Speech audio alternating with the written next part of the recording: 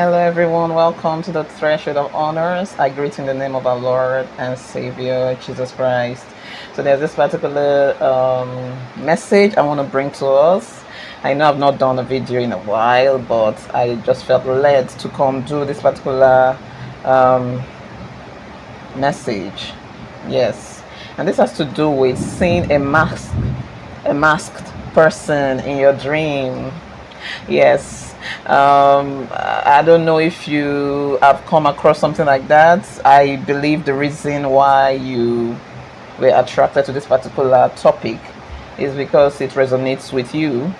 And even if you've not seen something like this, there's no spiritual knowledge that is wasted. Yes, there's no spiritual knowledge that is wasted. Whereby you see someone in your dream, in the natural, they are just normal, and you are seeing them as a kind-hearted person, as a nice person, but in your dream, they seem to have something on their face, something like a white powdered soft substance on their face, and you're wondering, why is this person's face masked? Yes. So, and sometimes you might also see the person with maybe a kind of real mask. They're putting it on, or there's a white powder on their face. So there was one time I was dating a particular man. I was considering him for marriage purpose, but then I realized that anytime I saw him in the dream, I saw him like 2 or 3 times in the dream with a white powder on his face. No, it's not really like a powder, like somebody who just masked his face. You know the way clowns, all the clowns of those old times, the way they put something on their face. So that's how it was, and it turned out that that person was actually a wrong person. At the end of the day, it was nothing good to write home about. This person was a cheat. You know, when you say, oh, let's wait in marriage till anything that has to do with sex, till we involve that in our relationship. So this person is looking for a way to have sex before marriage, but you're saying no, that is contrary to the word of God. And then this person goes ahead and starts having sex with someone else behind your back. So God was showing me that this person was two-faced. This person was a pretender. And it took multiple dreams for God to reveal to me that that person was that person had been living a double life with me. You know, double. It was living. It was in that relationship with me, but in a relationship with someone else. Yes, it was in a relationship with someone else.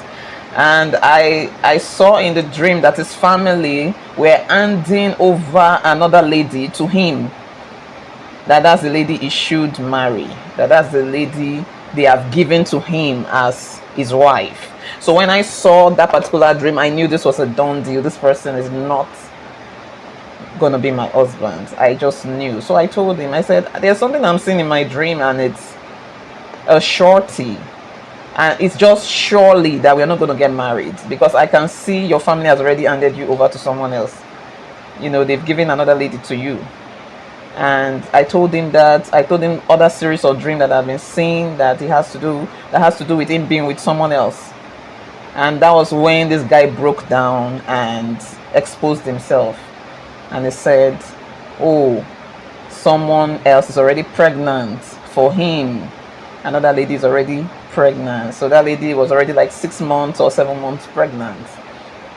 So God was showing me all along that this person was two-faced, and it took multiple dreams for me to, you know, get that closure. Although in the natural, his family had already accepted me, his family had already approved of me. In fact, his mother was always communicating with me, sending me messages. But why am I seeing that in my dream they handed someone over to him?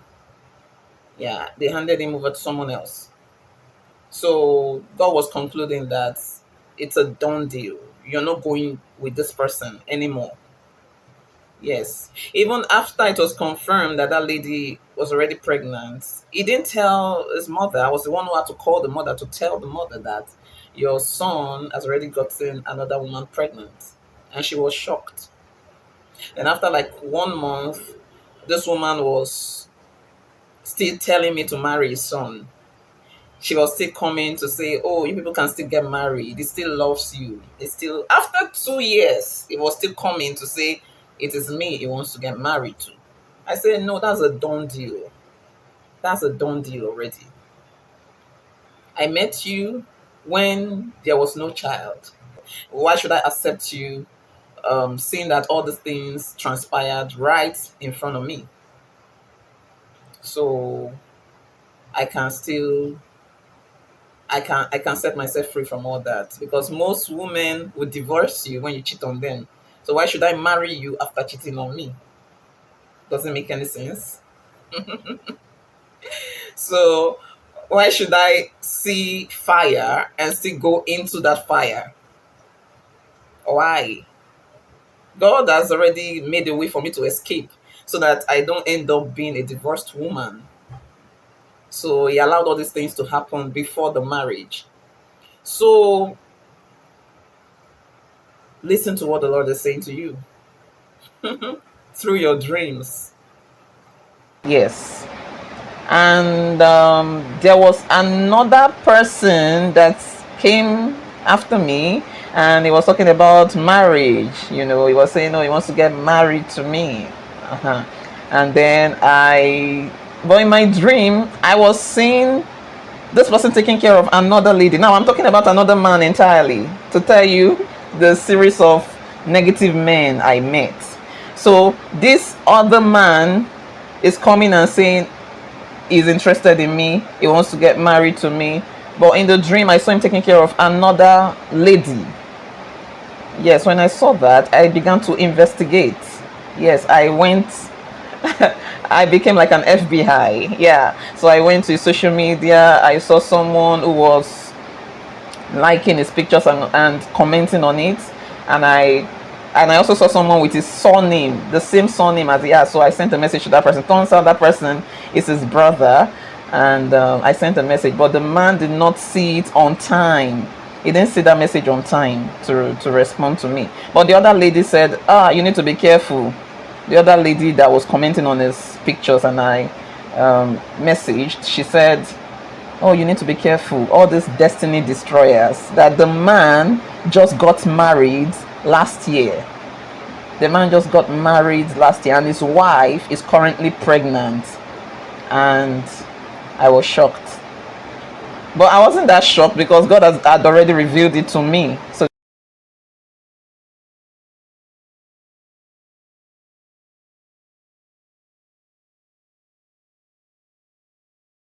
there was no need for me to feel like, I only felt a bit disappointed, but I was thankful that the Lord exposed him.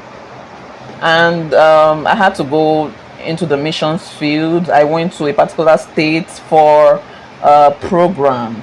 Yes, I went to the missions field. I went there as an assistant pastor, and turns out that that particular state in Nigeria was where that guy was based. So when he learned that I was there, he came to the church to look for me, and I looked him in the face. I said, "You are married." And he didn't say anything. He was just denying, denying, denying. Then he said, "Oh, he needs to see me. We need to sit down and talk, you know." Then I kept asking him, "Are you married or not? Are you married or not?" He kept denying. He just kept denying. So I and the pastor that was in that church, because I was the assistant pastor, we decided to join our hands together to pray, because he said we need to sit down and talk. That the guy said we need to sit down and talk the next day. So I went to the pastor of the church, to the pastor. We held our hands and we prayed. We asked the Lord to expose the guy. We asked the Lord to make the guy confess, to tell the truth. And so that morning we prayed. Then by afternoon, I went to that particular restaurant and I sat down. And this guy just broke down. He went on his knees and began to beg me. And he began to say, "Oh, he was sorry. He was so sorry that his plan was to make me his second wife." Yes, that his plan was to marry me, put me in a particular state, and why he stays, why his wife stays in that particular state where I was at the time. So he confessed all that to me. I said, well, God already revealed to me that there is a woman in your life, and someone else already told me that your wife is pregnant. So he said he was sorry. He knelt down, and I had to tell him, please stand up. Why do you need to kneel down? Stand up. At least everything is out in the open. And that was how I didn't even know what to say to him. I just said, it's okay. Then this guy said, oh, you will still need me. You came for your missions work in this particular state.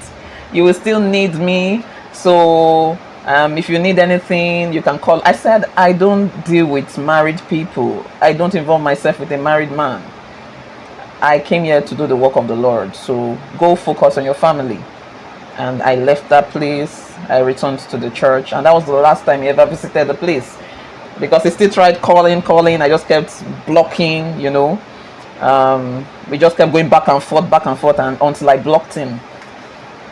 So this tells you that when you are somebody with a vision or a purpose, the enemy is going to send different people your way.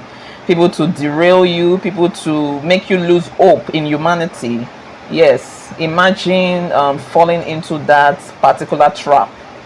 And that is why the gift of dream. The book of Joel said in the last days, God is going to pour out the Spirit upon all flesh. Your sons and your daughters shall prophesy. Your old men shall dream dreams. Your young men shall see vision. So there are some people who say, oh, what's so special about dreams? Dreams are nothing. But when you are prophetic in nature, God is going to use your dream to expose things to you. Your dream is going to expose people to you. Yes, God will use your dream to teach you discernment.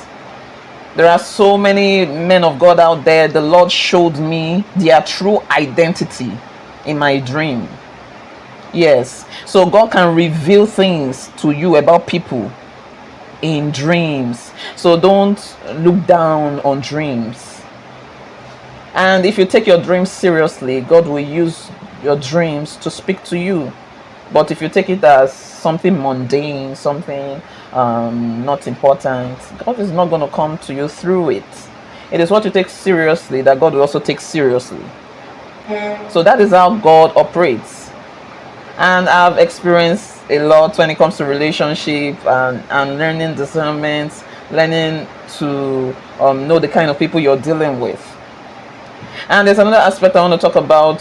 When you are in love with someone, there's a tendency that you start seeing them in your dreams, especially when you're carried away. Because I've seen a comment on Facebook where a particular lady was saying, in fact, I've seen more than one comment where ladies said the same thing, that the guy was not communicating with them, the guy was just giving them crumbs, the guy was breadcrumbing them, the guy was inconsistent, but in their dreams, they are seeing the guy as, a loving man. They are seeing themselves getting married to the guy. They are seeing positive things about the person, even though in the natural the person is misbehaving. God does not work like that. God is not going to lead you to confusion, because God is not an author of confusion. Now, there are three sources of dreams. Number one, God. Number two, the devil. And number three, our desires. So you need to learn to separate, discern, where is this dream coming from. Whatever you're seeing in your dream should tally with what is in the natural. Yes, if you know that, you want to get direction through that, then it must be in line. Not when somebody is acting like the devil in the natural, but in the dream you're seeing the person like an angel. Or somebody is acting like an angel in the natural, and in your dream you're seeing the person like the devil. So it means God is calling you to discern. God is telling you to test the spirit. It's just a matter of time the person will show their true colors. Yes, it's just a matter of time. So don't get deceived, because your desires can flow into your dream. And also, witches can project the wrong dreams to you, to deceive you, to discourage you. They can project something negative to your dream.